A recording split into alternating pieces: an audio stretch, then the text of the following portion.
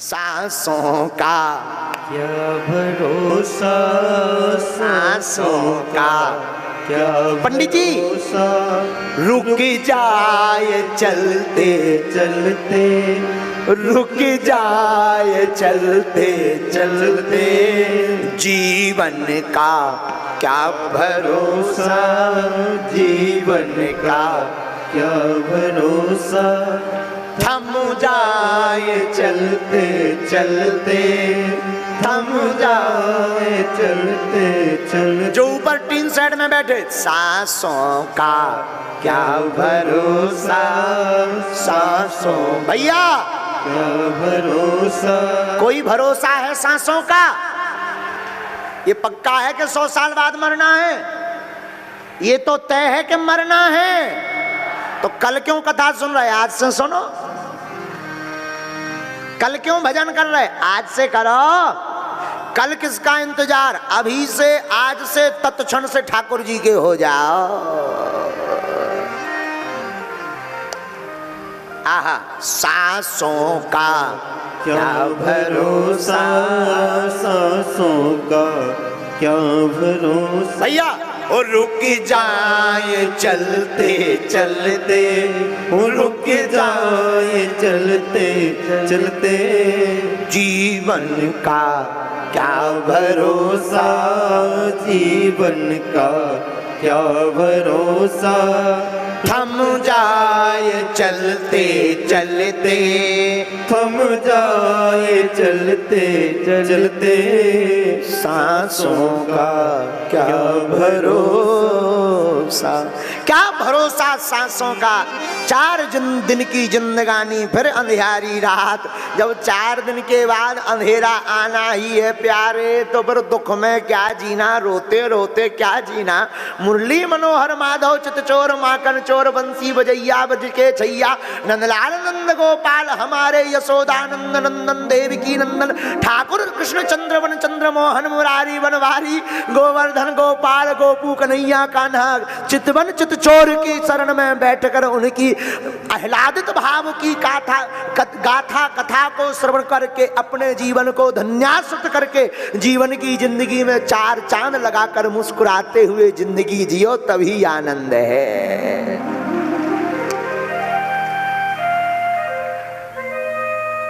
तो व्यास जी भगवान की बाल लीलाओं का वर्णन करो। अब बाल लीला है, अरे भगवान की कोई लीला हमें पता ही नहीं कहां से करे। अरे परेशान मत हो, भगवान पर छोड़ो। देखो कुछ चीजें भगवान पर छोड़ देनी चाहिए, कुछ नहीं सब। ये बात भी बहुत समझने योग्य, विद्वान लोगों को समझ में आएगी, ध्यान से सुनना। कंपनी का मालिक होता है, कंपनी होती, फैक्ट्री होती, हजारों लोग होते हैं, वेतन दी जाती है, प्रोडक्ट बनता है, प्रोडक्ट बिकता है।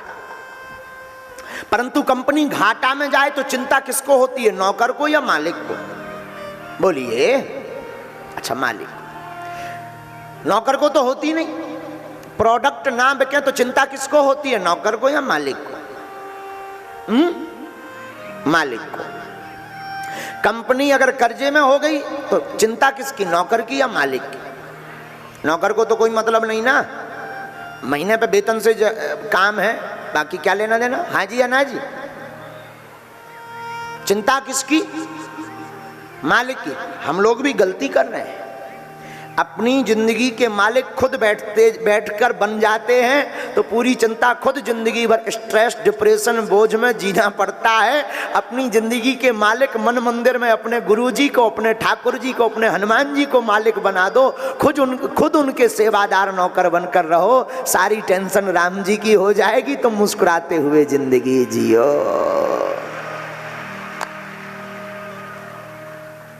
हे व्यास जी, आप भगवान पर छोड़ो। न जाने कौन से गुण पर दया निधि रीझ जाते। क्या गुण पर रीझ जाए, कोई ठिकाना थोड़ी। नारद जी बोले हम तो दासी पुत्र थे, आज ब्रह्मा पुत्र नारद बन गए। कितनी अच्छी बात है। भगवान रूप नहीं देखते, अगर भगवान रूप देखते होते तो केवल रूपवानों के भगवान होते। अच्छा भगवान गुण देखते होंगे, अगर भगवान गुण देखते होते तो जो हाथी को भगवान मिले गज को, उसे कहां से मिलते? वो कौन सा गुणवान था, कौन से स्कूल में पढ़ने गया? अच्छा भगवान धनवान को मिलते हैं? अरे नहीं नहीं नहीं, गलत बात। धनवान को मिलते तो सुदामा को मिलते क्या? भगवान विद्वान को मिलते हैं? नहीं नहीं नहीं, ध्रुव जी, प्रहलाद जी। भगवान उच्च कोटि के बिरादरी वालों को मिलते हैं, जाति वालों को? नहीं नहीं नहीं नहीं, सबरी को मिलते क्या? तो भगवान किसको मिलते? बोले भाव का भूखा हूं मैं और भाव ही एक सार है, भाव से जो मुझको भजे स्वभाव से वेड़ा पार है। उसी को भगवान मिलते जिसका मन निर्मल। नारद जी बोले भगवान तो भाव के भूखे, तुम भजन करो। हम तो दासी पुत्र थे। नारद जी अपने पूर्व जन्म की कथा बताने लगे। पूर्व जन्म में हम दासी पुत्र, हमारी माता जी गांव गांव घर घर जाकर के बर्तन साफ करती थी, तब जाकर के भोजन पानी चलता था। आहा हा, बोले हम 4-5 साल के रहे होंगे, साधुओं की जमात गांव में आई। गांव वालों ने हमारी माताजी और हमारी ड्यूटी संतों की सेवा में लगा दी। पिताजी तो थे नहीं। नारद जी बोले व्यास जी हम भी संतों की सेवा में लग गए। बैठो संतों के संग, रंगो मोहन के रंग। बैठो बैठो बैठो संतों के संग, रंगो मोहन के रंग। तो संतों के साथ नारद जी कहते हम भी बैठने लगे। संत भगवान, भगवान श्री ठाकुर जी की, भगवान विष्णु नर नारायण, भगवान श्री नारायण लक्ष्मी नारायण की पूजा करवे। तो नारद जी बोले भैया व्यास जी हम छोटे से थे, हम भी देखें, फूल तोड़ लाएं। संत भगवान कथा सुनावे तो हम भी बढ़िया चित्त लगा करके कथा सुने। संत भगवान मीठी मीठी भगवान के गीत गावे, बढ़िया बढ़िया कीर्तन गावे। तो नारद जी बोले हम भी छोटे छोटे हाथों से ताली बजाते हुए, दासी पुत्र थे तो हम भी पीछे बैठ करके ताली मधुर मधुर बजावे, बढ़िया ठुमका लगावे, बढ़िया आनंद लेवे, कीर्तन गावे। खूब आनंद आया 4 महीने। चातुर्य मास, संत महात्मा चातुर्य मास करते हैं, उसमें आनंद आया। अब जब 4 महीने पूरे हो गए तो महात्मा जाने लगे। नारद जी बोले व्यास जी हम भी पीछे पीछे छोटी अवस्था टुम टुम टुम टुम हम भी चलने लगे। संतों ने पूछा ये बेटा कहाँ जा रहे हो? महाराज जी हम तो आपके साथ चलेंगे। बेटा तेरी माता जी देखेगी नाराज हो जाएगी, कहेगी हमने बाबा जी को सेवा में लगाया, अब हमारे लड़के को बाबा ही बना के ले गए। और माताओं को सबसे बड़ी प्रॉब्लम है बाबा की। बेटा चोर बन जाए, डकैत बन जाए, कोनो टेंशन नहीं, बाबा बनना बन पाए। हाँ, माताओं की सबसे बड़ी चिंता, सबसे बड़ी परेशानी। इसीलिए बेटा तू लौट जा, बाद में तुम्हारी माताजी आज्ञा दे तब आना। नारद जी बोले हमें तो पता ही था कि माताजी को आज्ञा नहीं देनी है। महाराज जी तब तक कोई उपाय? नारद जी बोले महाराज संतों ने, हम छोटे से थे, हमें उपाय बता दिया। बेटा ये माला लो, भगवान का भजन करो घर पर बैठ करके, जब माता जी आज्ञा दे दें तब तुम हमारे पास आ जाना। और इतना कह करके वह सभी महात्मा चले गए। और जैसे ही चले गए तो नारद जी कहते कि हम जो है घर पर वापस आए। व्यास जी घर पर आए तो माता जी बैठी थी। अब तो हमारा मन संतों के प्रभाव के कारण भगवान के भजन में लगने लगा। दिन ना रात अब तो हम भगवान के नाम की माला लेवे, 24 घंटे एकदम लगे माला, लगे माला, लगे माला। और जहां माला जपना शुरू किया सोई माता जी की दिल की धड़कन तेज हो गई। हे भगवान कहूं हमारा लड़का बाबा ना बन जावे। माता जी को चिंता हो गई। घर में एक ज्योतिषी आए, सोई हमारी माता जी। नारद जी बोले, पूछने लगी महाराज बताओ हमारे लड़का का विवाह कब होगा, शादी कब होगी? नारद जी बोले व्यास जी हम भीतर बैठे बैठे सुन रहे थे, हमारे कान में आवाज गई कि माता जी तो एक लफड़ा और फंसावे वाली हैं, शादी करवे वाली हैं। हम तो सोच रहे कबे माता जी की टिकट कटे, कबे हम संतन के पास जावे। और माता जी तो घरे में एक और घंटी डालने वाली है, शादी। और शादी इतना खतरनाक विषय है, जिनकी हो गई उनसे पूछो, हाँ वे भी रो रहे, और जिनकी नहीं भाई वे अलग रो रहे, अर्जी लगाऊ फिर रहे, पर्चा बनवाऊ फिर रहे कि कौन से साल में हुई है। आओ आओ आओ, बोलो सीताराम, जोर से बोलो। तो जिनकी हो गई वे रो रहे। और शादी में पहले साल तो बढ़िया रहता है, पहले साल लगती है चंद्रमुखी। आओ आओ, पहले साल नई नई जिसकी शादी हो तो लगा चंद्रमुखी, 2-3 साल निकल जाए फिर लगती है भद्रमुखी, देखते देखते भद्दा पड़ जाता है चेहरा। तो पहली साल चंद्रमुखी, दूसरी साल भद्रमुखी, और जहाँ 4-5 साल भय और हल्के हल्के से पिया पप्पू पुआ भय, तो पहले साल जो चंद्रमुखी, दूसरे तीसरे साल जो भद्रमुखी, वही पर ज्वालामुखी नजर आती है। बोलो सीताराम।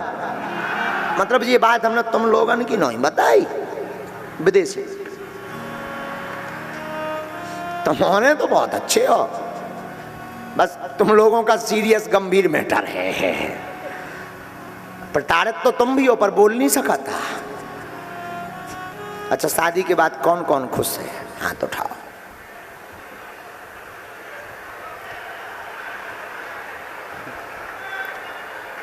हल्को सो लड़का बार उठा रहा, तोरो भी होगा कब आओ। जो पीली टी शर्ट पहने ये उठाइए, खड़ो करिए, खड़ो कर। यही जो आगे बारो ले ले, हाँ तोरो होगा, खड़ा हो जा, हो जा। इतने 26 साल में नहीं हल्दी लगी या। कर कर कैमरा कर, अरे खड़ा हो, कर भैया कैमरा कर, कर कैमरा। आ का नाम बेटा तोरो? आशीष। राजा कहाँ को आए ता कैमरा में दिखाइए।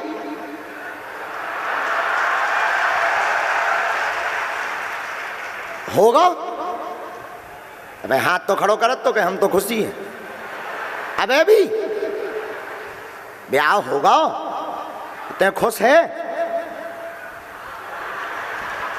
हमने जवाब पूछी थी बेटा कि जिस जिसका विवाह हो गया कौन कौन प्रसन्न है वो हाथ खड़ा करे। तुमने 2 ही मशक देते हैं ऐसे।